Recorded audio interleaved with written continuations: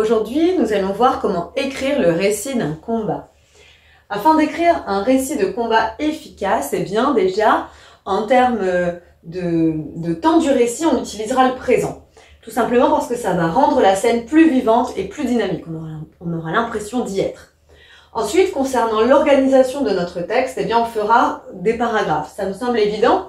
Et pour faire ces paragraphes, on gardera en tête qu'une idée principale correspond à un paragraphe et qu'ici, on pourrait se dire qu'un paragraphe correspond à une action de combat. On va aussi employer des mots de liaison à l'intérieur de nos paragraphes, comme soudain, tout à coup, puis, ensuite, après, pour finir, enfin. Et tout cela, eh bien, ça va venir organiser notre combat. On n'hésitera pas surtout et il faudra utiliser des verbes d'action comme frapper, toucher, blesser, attraper, courir, battre, vaincre, riposter, enfoncer, parer. Parer qui veut dire bloquer un coup. Puisque vu qu'on est dans un combat soit à main nue, soit avec des armes, eh bien il peut aussi y avoir la présence du sang. C'est quelque chose qu'on peut également utiliser. On emploiera du vocabulaire dit épique, c'est-à-dire qui parle des exploits d'un héros. Et là, on pourra avoir, eh bien, selon le contexte, bien sûr, le champ lexical des armes, du combat. Je pense que c'est intéressant d'utiliser des comparaisons, des métaphores, voire des hyperboles, c'est-à-dire des exagérations. Dans tous les cas, on se plie à la consigne. On écrit évidemment en fonction de la consigne. Parce que parfois, on va vous dire, dans un premier paragraphe, vous expliquez les raisons. Et puis des fois, on vous dira que vous devez faire 3 actions de combat. On vous dira dans quel cadre se passe ce combat. Évidemment, la première chose à garder en tête, c'est qu'on répond à la consigne. Mais voici des petites choses qui peuvent venir t'aider. S'il s'agit d'un combat antique, c'est-à-dire qui se passe à l'Antiquité, chez les Grecs et les Latins, et bien là, on pourra penser au bouclier, au casque, à l'épée, aux armes. Effectivement, souvent on parle des matières, l'arme d'acier, on peut dire qu'elle brille, et que ci, et que ça. Je pense au combat d'Achille et Hector, par exemple, dans l'Iliade. S'il s'agit d'un combat médiéval, et bien là, on pourrait avoir la présence d'un château, de l'épée aussi, de la lance, la joute, le duel, ce genre de choses. Si c'est un combat militaire, alors là, on est plutôt sur les soldats, les armes, les fusils, la baïonnette. La baïonnette qui est cette arme-là, comme ça, qu'on utilise pour un corps à corps. Donc ça vient transpercer, en fait, l'ennemi.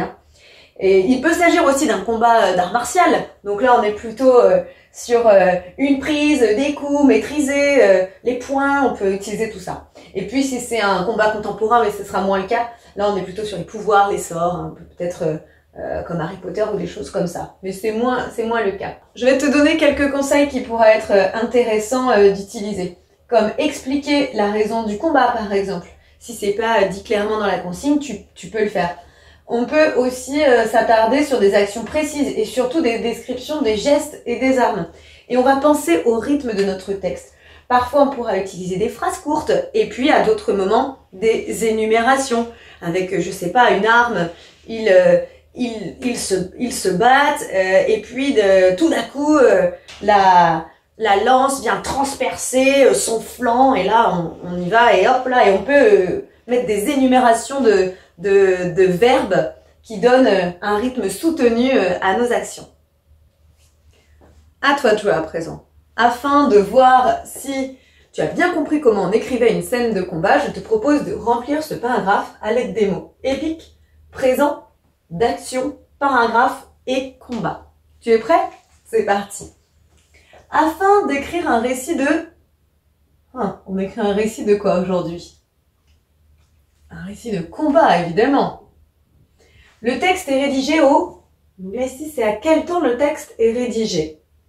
Et je précise que c'est pour rendre la scène plus dynamique. Et on a vu dans la leçon que le texte était rédigé au présent. On fait des... Et on emploie des mots de liaison. Donc là, c'est concernant l'organisation de mon texte. Je dois faire des paragraphes. On peut utiliser le registre. Et là, je cherche un mot qui signifie, qui met en scène des actions héroïques. Et on va appeler cela le registre épique. Et pour terminer, évidemment, pour écrire un récit de combat, je dois utiliser des verbes d'action. Voilà. Si jamais c'est un petit peu difficile pour toi, eh bien tu pratiques avec les exercices en ligne et plus on pratique, plus on s'améliore. J'espère en tout cas que c'est un peu plus clair pour toi maintenant. À bientôt! Maintenant que tu as tout compris, entraîne-toi en faisant les exercices ci-dessous.